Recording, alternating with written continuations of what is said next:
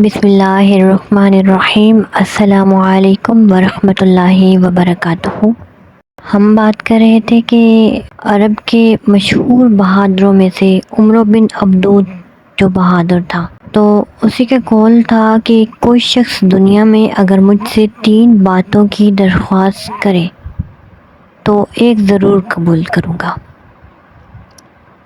حضرت علی نے عمرو سے پوچھا کہ کیا واقعی یہ تیرا قول ہے؟ پھر ان کے درمیان کچھ گفتگو ہوئی۔ حضرت علی فرماتے ہیں کہ میں درخواست کرتا ہوں کہ تو اسلام لا۔ عمرو کہتا ہے کہ یہ نہیں ہو سکتا۔ حضرت علی نے فرمایا کہ لڑائی سے واپس چلے جاؤ۔ عمرو کہتا ہے کہ میں خاتونان قریش کا طعنہ نہیں سن سکتا۔ حضرت علی فرماتے ہیں کہ مجھ سے مار کا آ رہا ہو۔ عمرو ہنسا اور کہا مجھ کو امید نہ تھی کہ آسمان کے نیچے یہ درخواست میرے سامنے پیش کی جائے گی۔ حضرت علی پیادہ تھے، عمرو کی غیرت نے یہ گوارا نہ کیا۔ گھوڑے سے اتر آیا اور پہلی تلوار گھوڑے کے پاؤں پر ماری کہ کونچیں کٹ جائیں۔ گھوڑے کی کونچیں کاٹ دی۔ پھر پوچھا کہ تم کون ہو؟ آپ نے نام بتایا۔ اس نے کہا میں تم سے لڑنا نہیں چاہتا۔ آپ نے فرمایا ہاں لیکن میں چاہتا ہوں۔ عمرو اب غصے سے بےتاب تھا، پتلے سے تلوار نکالی اور آگے بڑھ کر وار کیا۔ حضرت علی نے سپر پر روکا لیکن تلوار سپر میں ڈوب کر نکل آئی اور پیشانی پر لگی۔ وہ زخم کاری نہ تھا، تاہم یہ نشان آپ کی پیشانی پر یادگار رہ گیا۔ قاموس میں لکھا ہے کہ حضرت علی کو ذوالقرنین بھی کہتے ہیں، جس کی وجہ یہ تھی کہ آپ رضی اللہ تعالیٰ عنہ کی پیشانی پر 2 زخموں کے نشان تھے، ایک عمرو کے ہاتھ کا اور ایک ابن ملجم کا۔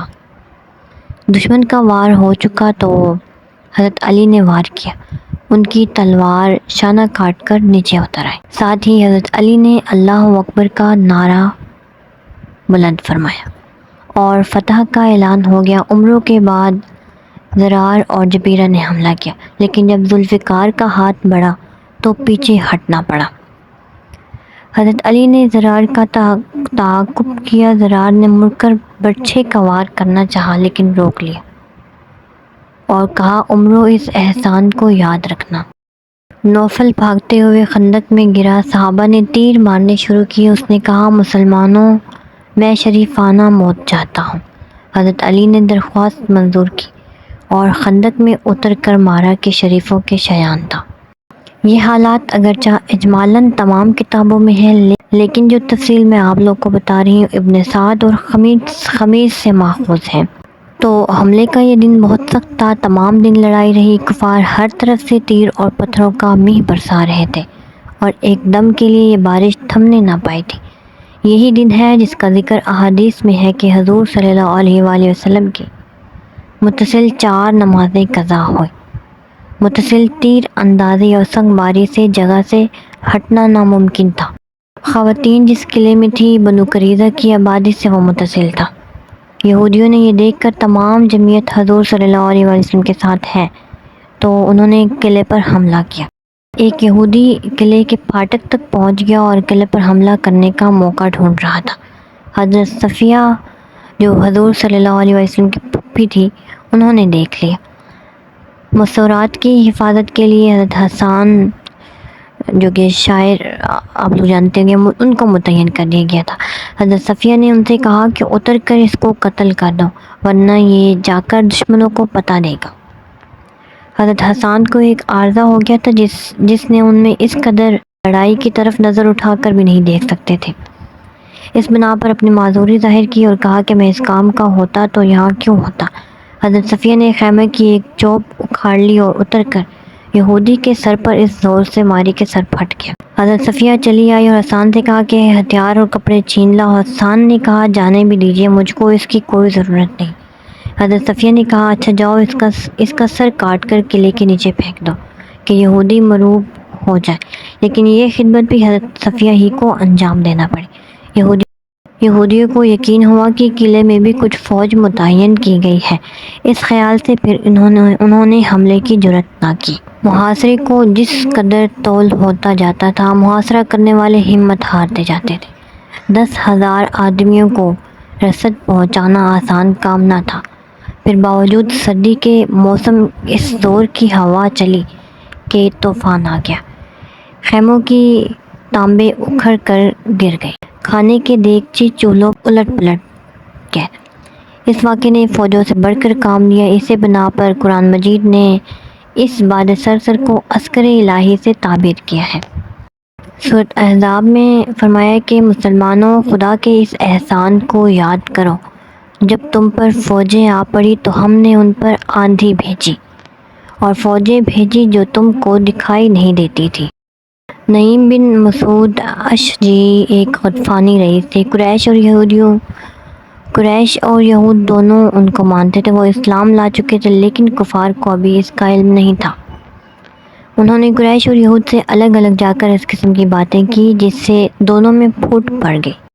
ابن اسحاق کی روایت ہے کہ نعیم نے اس تفرقہ اندازی میں دونوں سے ایسے باتیں کہی جن سے دونوں ایک دوسرے سے بدگمان ہو جائیں، اور اس بنا پر کہیں کہ خود حضور صلی اللہ علیہ وسلم نے الحرب خدعۃ کی تعلیم کی تھی، لیکن ابن اسحاق نے روایت کی سند نہیں نقل کی، اور اگر کرتے بھی تو ابن اسحاق کا یہ پایا نہیں کہ ایسا واقعہ محض ان کی سند سے قبول کر لیا جائے۔ اس کے علاوہ واقعات اس قسم کے جمع تھے کہ دونوں فریقوں کا اتحاد بغیر اس کے توڑ دیا جا سکتا تھا کہ کوئی غلط بات بیان کی جائے۔ ابن اسحاق کی روایت میں بھی اس قدر ذکر ہے کہ نعیم نے یہود سے کہا کہ قریش تو 4 دن کے بعد یہاں سے چلے جائیں گے، تمہارا اور مسلمانوں کا ہم وطنی کا ساتھ ہے، اس لیے تم کیوں بیچ میں پڑ کر ہمیشہ کے لیے لڑائی مول لیتے ہو، اور اگر اس پر آمادہ ہی ہو تو قریش سے کہو کہ وہ کچھ معزز آدمی ضمانت کے طور پر تمہارے ہاں بھجوا دیں۔ اگر قریش لڑائی کا فیصلہ کیے بغیر جانا چاہیں تو تم ان لوگوں کو روک لینا۔ اور یہ بھی ظاہر ہے کہ یہود بنی قریظہ اس بات پر راضی نہ تھے، کہتے تھے کہ ہم محمد صلی اللہ علیہ وآلہ وسلم سے معاہدہ کیوں توڑیں، لیکن حی بن اخطب نے اس شرط پر ان کو راضی کیا تھا کہ قریش چلے گئے تو میں خیبر کو چھوڑ کر تمہارے پاس آ جاؤں گا۔ قریش اس قسم کی ضمانت نہیں منظور کر سکتے تھے، اس لیے جب انہوں نے انکار کیا ہوگا تو دونوں میں خود بخود پھوٹ پڑ گئی ہوگی، اس لیے ایک صحابی کو دروغ بیانی کی کیا ضرورت تھی۔ مصنف کی اس قیاس کی تائید مغازی موسیٰ بن عقبہ کی روایت سے ہوتی ہے، جس کو مختصراً مصنف ابن ابی شیبہ میں اور تفصیل کے ساتھ ابن کثیر نے اپنی تاریخ میں نقل کیا ہے۔ اس روایت کی روح سے یہ ثابت ہوتا ہے کہ بنو قریظہ نے اس جنگ میں شرکت اسی شرط کے ساتھ کی تھی کہ قریش ضمانت کے طور پر اپنے کچھ معزز آدمی بنو قریظہ کے سپرد کر دیں، لیکن انہوں نے اپنی یہ شرط پوری نہیں کی، اور اس لیے ان کے دل میں قریش کی طرف سے بے اطمینانی پیدا ہوئی، اور انہوں نے خفیہ رسول صلی اللہ علیہ وآلہ وسلم کو اس شرط کے ساتھ مصالحت کا پیغام بھیجا کہ بنو نذیر کو جو خیبر کو جلا وطن کر دیے گئے تھے پھر مدینہ آنے کی اجازت دے دی جائے۔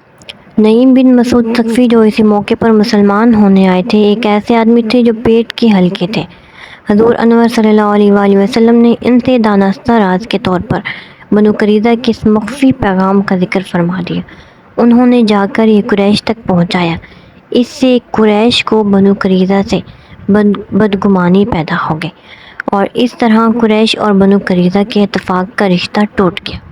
بہرحال موسم کی سختی، محاصرہ کی امتداد، آندھی کا زور، رسد کی قلت، یہود کی علیحدگی، یہ تمام اسباب ایسے جمع ہو گئے تھے کہ قریش کے پائے ثبات اب ٹھہر نہیں سکتے تھے۔ ابو سفیان نے فوج سے کہا رسد ختم ہو چکی، موسم کا بھی یہ حال ہے، یہود نے بھی ساتھ چھوڑ دیا ہے، اب محاصرہ بیکار ہے۔ یہ کہہ کر طبل رحیل بجنے کا حکم دیا۔